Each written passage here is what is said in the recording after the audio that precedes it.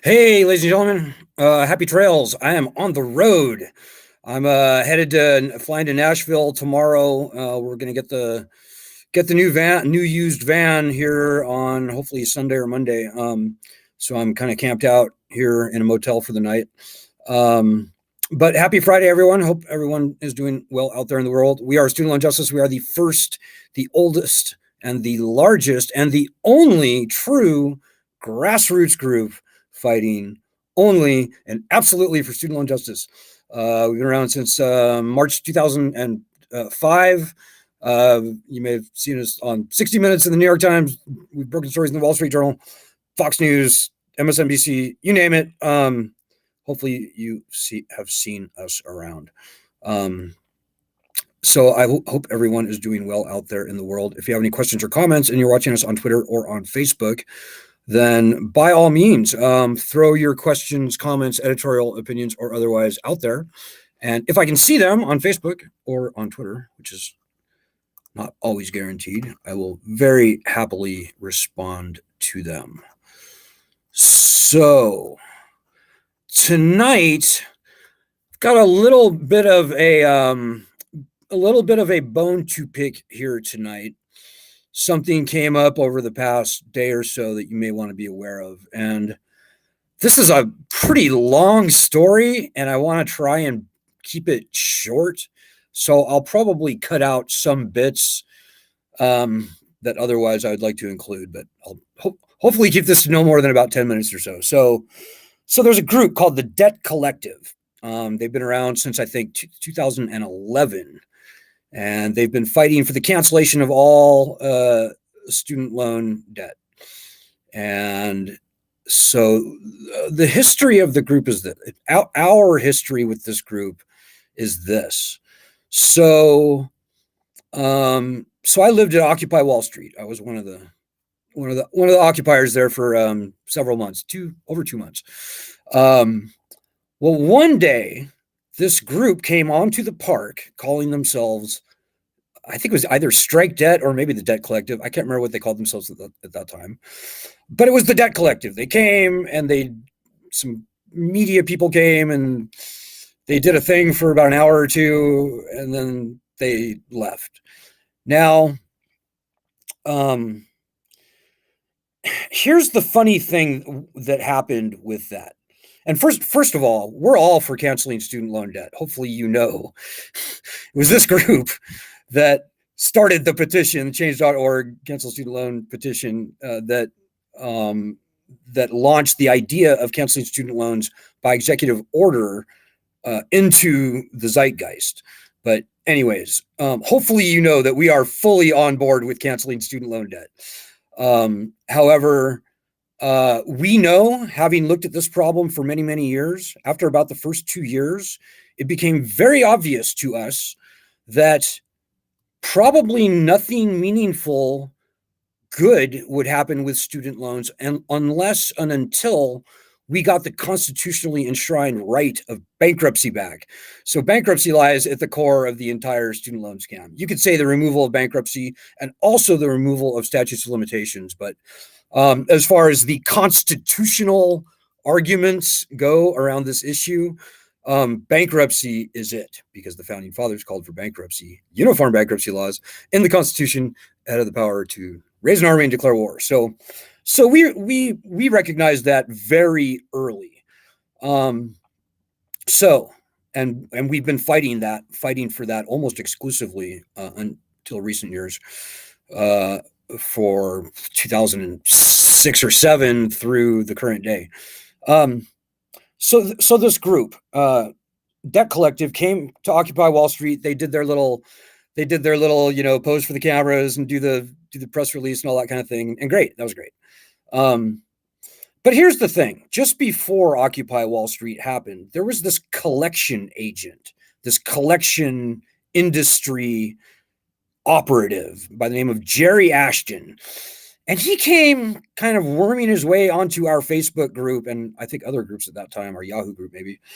And he talked really fast. And after a while, we realized that he was actually a collection agent. He was an operative for the collection industry.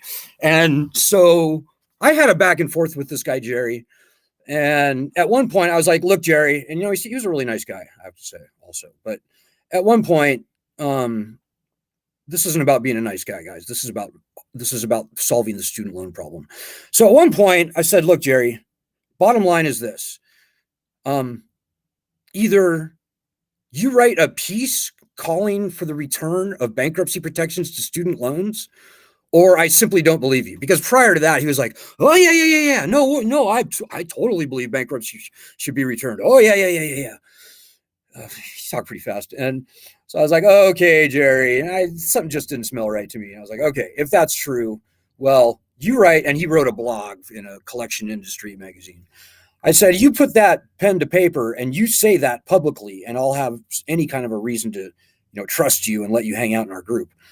Well, Jerry never did that. He goes, oh, no, I will. He never did. So we kicked him off of our group. So lo and behold, here I am hanging out in my tent in Occupy Wall Street. And the debt collective comes and sets up a little temporary stage off to the corner. And Jerry Ashton, of all people, and I didn't even know him by face. Like, some guy came up to me and shook my hand. And he goes, guess who I am? I'm Jerry Ashton. And I was like, oh. And I kind of looked at my hand. I was like, what are you doing here? And he had flown an accountant friend of his, also in the collection industry, I presume, to somehow be a part of this debt collective thing that was going on. I thought that was very, very odd. And, I hung out with him and his buddy for a few minutes, and we talked. And I mean, I can't really describe for you how the body language was, but, I could see dollar signs in their eyes because, ladies and gentlemen, make no mistake. And I think these are Jerry Ashton's own words, by the way.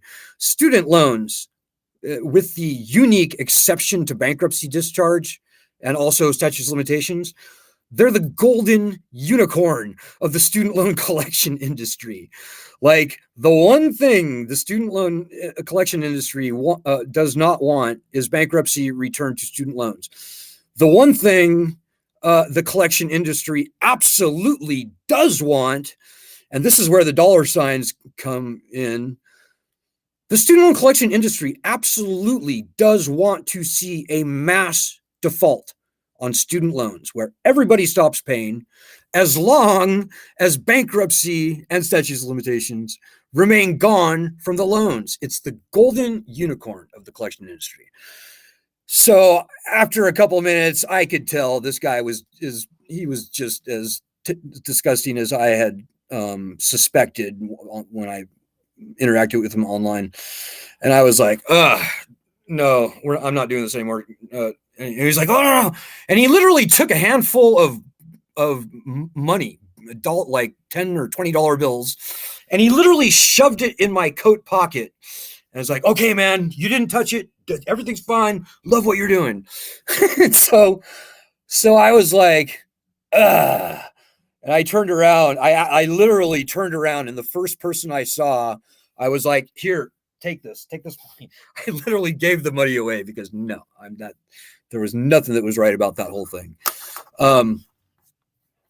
So, and this all comes to a point, ladies and gentlemen.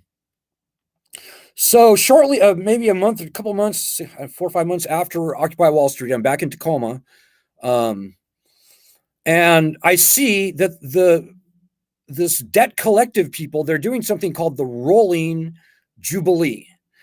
And it's really kind of an attractive sounding thing where they get money from people, donors, I assume, and they pay money to student loan collection agents who hold private student loans.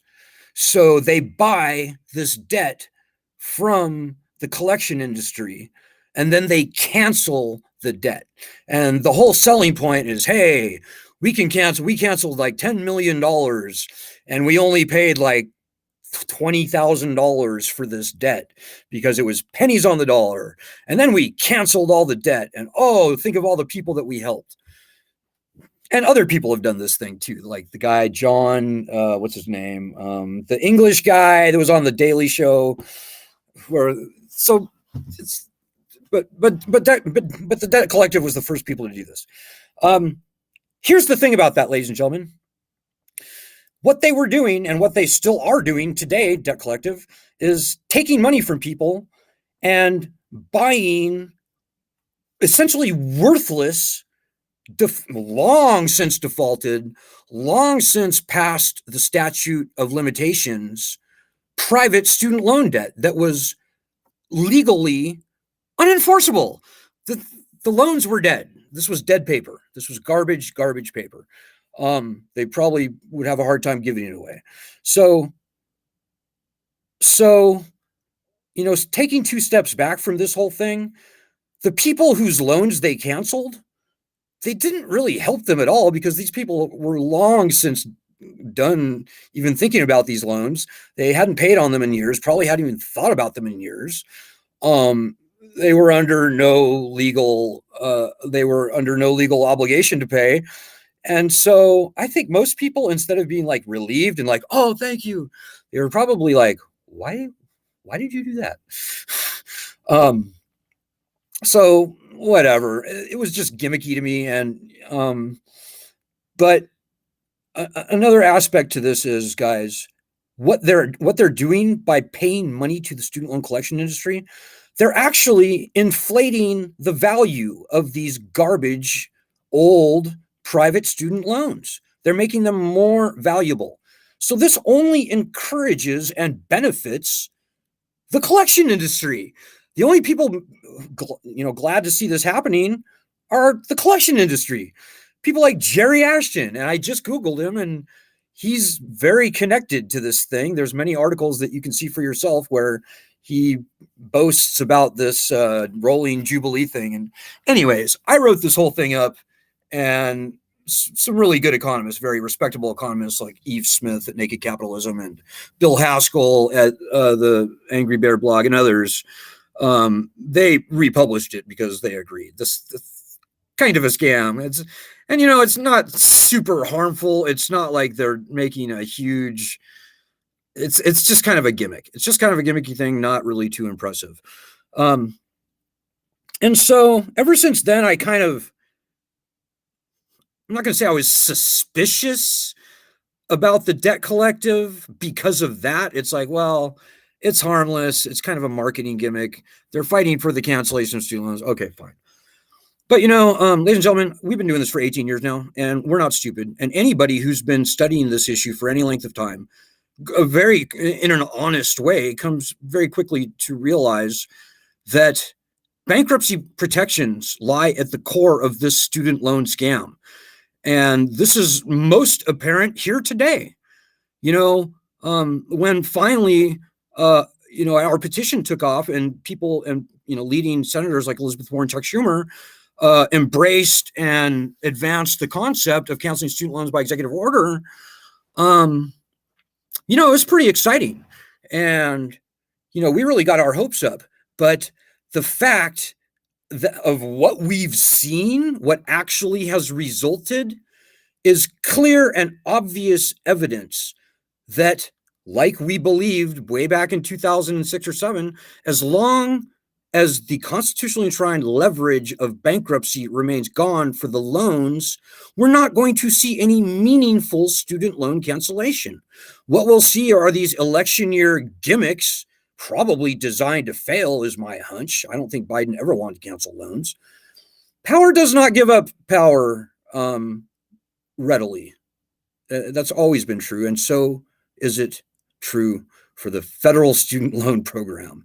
Now, with the leverage of bankruptcy returned to the loans, well, at that point, the lending side pretty much has to cancel loans, whether through bankruptcy discharges or otherwise. But here's the thing that you need to understand about this. About 1 million people file for bankruptcy every year.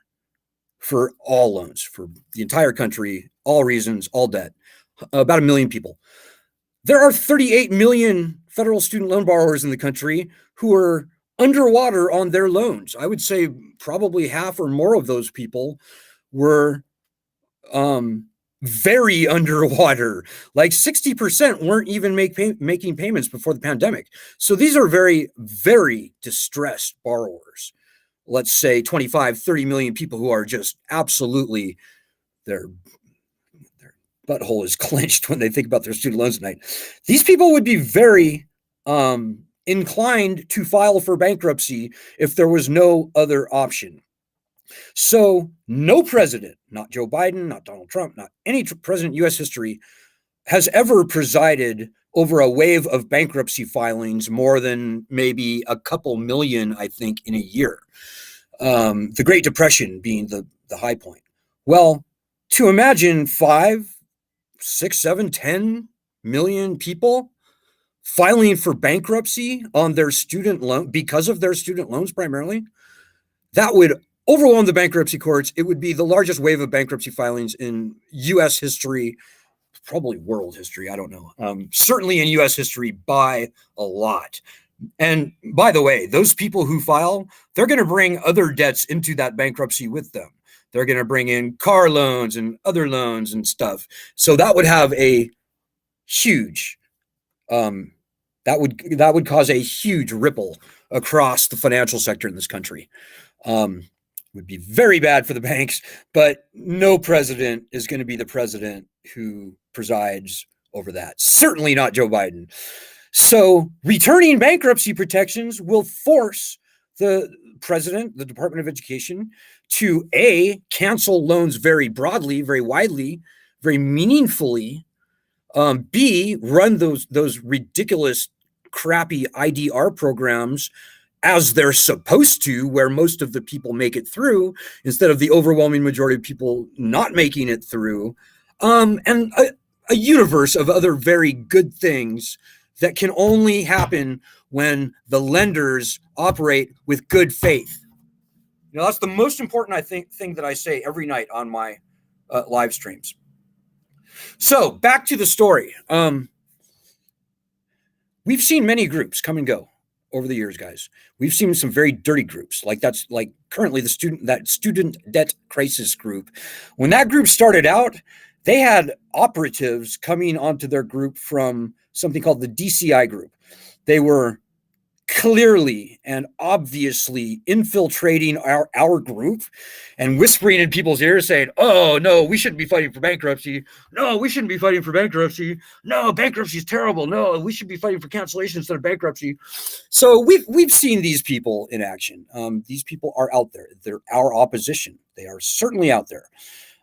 So we've gotten pretty good at detecting, shall we say, people with insincere motives by what they say, what they do, what they don't say, what they don't do, that sort of thing. We've gotten pretty good at it. And so, you know, I've been, as I've been fighting this battle, and other people on our group have been fighting this battle, we're not stupid. We're not stupid people. We live and breathe this stuff. And, you know, it's become glaringly obvious over the years since 2011 that Debt Collective, they certainly have not been fighting for bankruptcy. They've been ominously silent on the topic. Like, you know, I've had a private communication with this guy, Thomas Goki. I asked him if they were, I was like, so what's the deal, guy? Are you guys for bankruptcy or are you against it? And at first he didn't answer. It took him like days and days to even answer me. Finally, I got a response from him, a thing on Facebook, and he goes, and I don't remember verbatim what his answer was, but he said something very stilted and formal, like legalese. Like he's like, we support the strengthening of bankruptcy protections for student loans, or he said something that just didn't strike me as being really super sincere, but whatever. I took him at his word. Fine. So, but you know, in my view, guys, if you're a student loan activist and you aren't calling for bankruptcy, that to me is a little bit suspicious. I mean, that's in fact more than a little bit suspicious, because anybody who looks at this problem with an honest and rational mind very quickly sees, oh, okay, yeah, certainly it's the absence of bankruptcy that started this problem, and it's the absence of bankruptcy and statute of limitations that perpetuated this problem. So imagine my irritation, I think I would say, to see nothing but silence on the bankruptcy issue from the debt collective. I think it's I think it's very off-putting. And we've seen other people like this woman, what's her name? Anyways, this Twitter woman, who also has been not only silent on bankruptcy, but in other words, she has been fighting against bankruptcy. Melissa McBurn or something like that. And we see these people come around, they skulk around, they kind of throw little sideways things about bankruptcy, and they try and pit bankruptcy against loan cancellation like they're two competing concepts. They are not. Not only are they not competing concepts, we are not going to see meaningful student loan cancellation unless and until we get the right of bankruptcy returned to us. Until we get that little toothpick of power back on our side, we're going to be begging Joe Biden or the next president forever to cancel student loans. And what we'll get is what we've already got. And the proof is in the pudding, guys. Look at the past 3 years.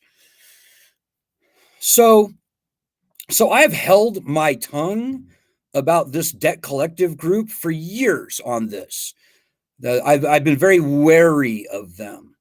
And here yesterday, I'm going to share my screen here.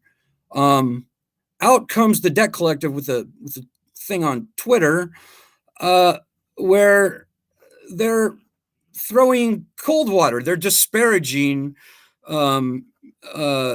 bankruptcy for student loans. And frankly, I was kind of thinking this would happen sooner or later. And let me just see if I can share my screen with you here for a minute.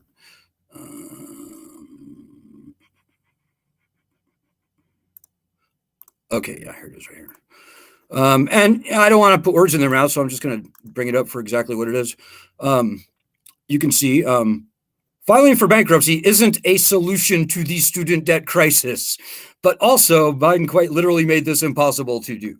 So here is the debt collective saying, filing for bankruptcy is no good, or not a solution to the debt crisis, when in fact, the opposite is true. We are not going to see a solution to the debt crisis unless and until we get the constitutionally enshrined right of bankruptcy returned. So what we see debt collective doing now is parodying the same exact fucking language that we've seen these other skulky,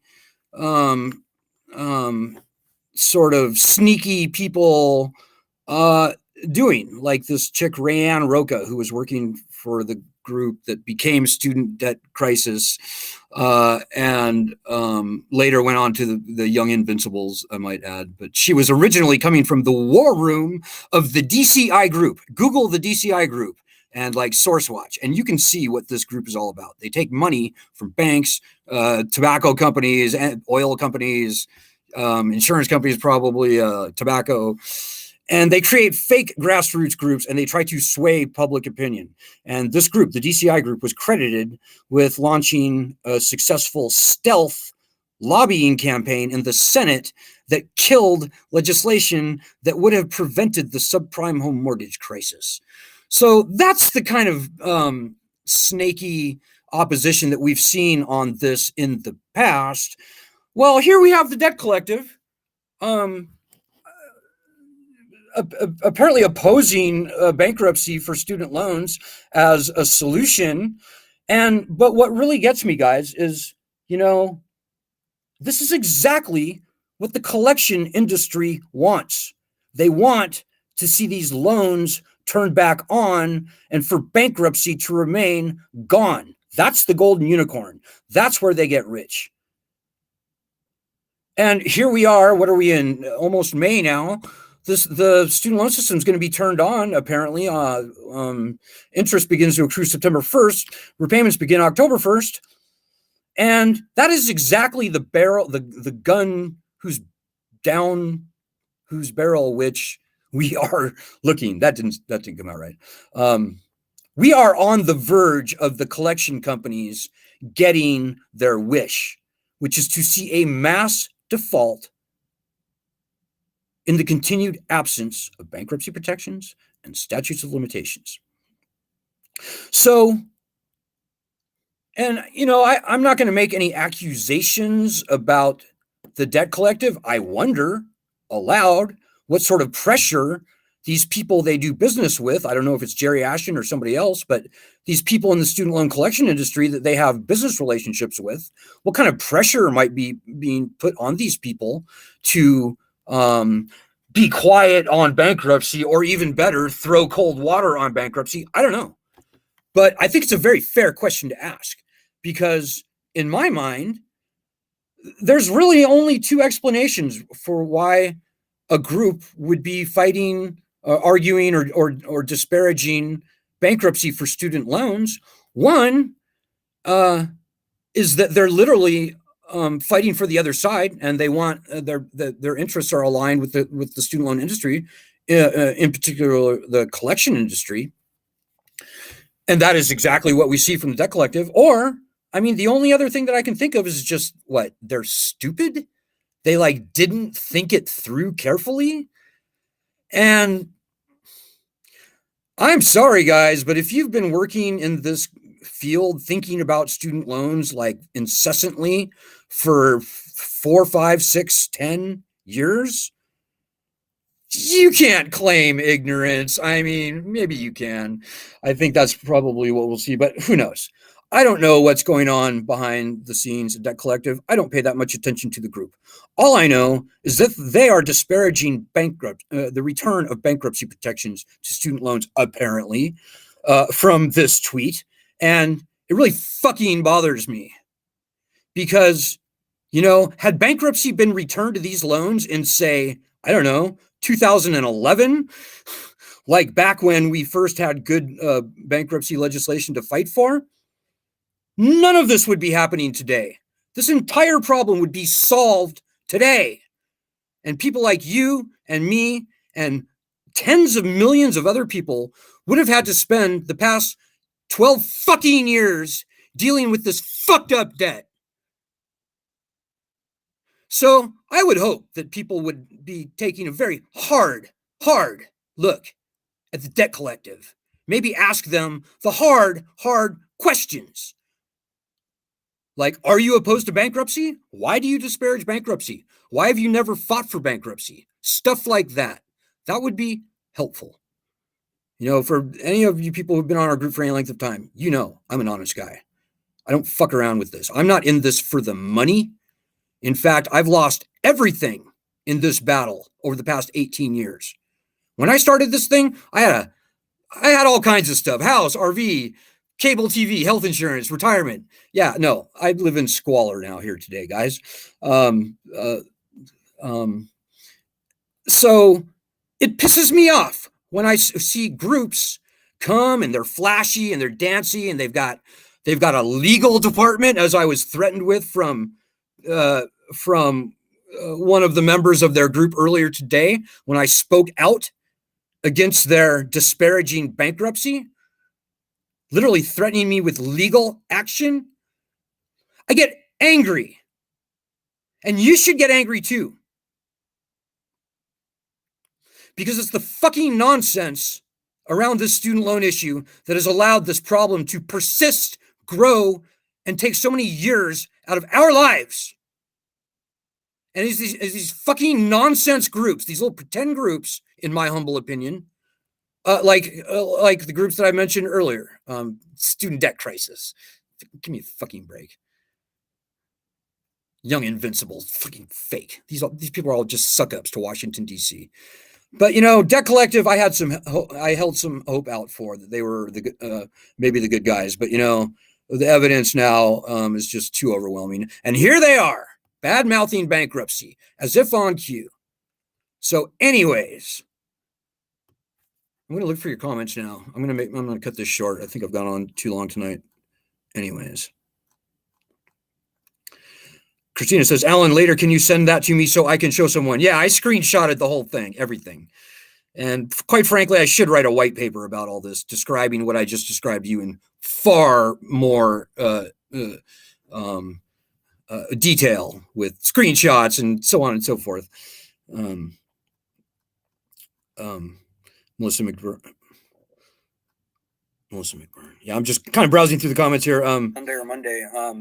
So I'm kind of camped out here. Sorry if I got a little hot under the collar on this, guys, but I think you understand my position. I don't suffer fools gladly, and I absolutely don't fucking suffer snakes gladly. And my fucking snake radar has been going off with this debt collective group for quite some time now. What I would like to do is have a very honest, public, open debate, a policy debate. And we can let Debt Collective defend their strategy of begging Joe Biden to cancel loans and being completely quiet on bankruptcy, why that is a better strategy. Well, here we are 3 fucking years later after we started our petition calling both for bankruptcy and the cancellation of student loan federally owned student loans, and we saw what Biden's going to do. That's a pretty hard argument for them to make. But nevertheless, I think the people deserve to see a rational, hopefully unemotional, policy-driven argument in the public sphere where we can hash this out and get to the bottom of things. And if the Debt Collective would like to engage in a forum, I'm all for it.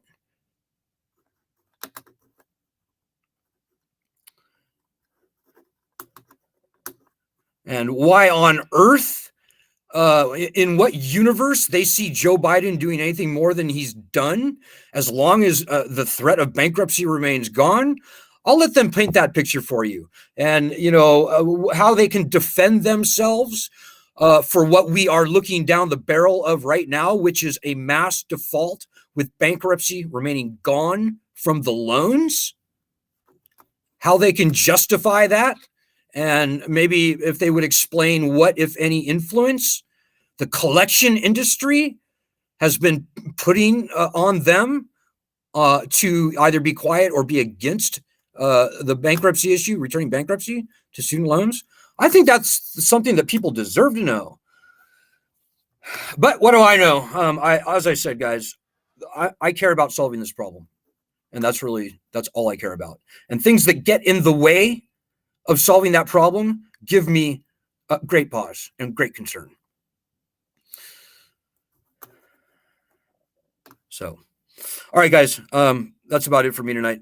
As I said, I'm going to be flying soon.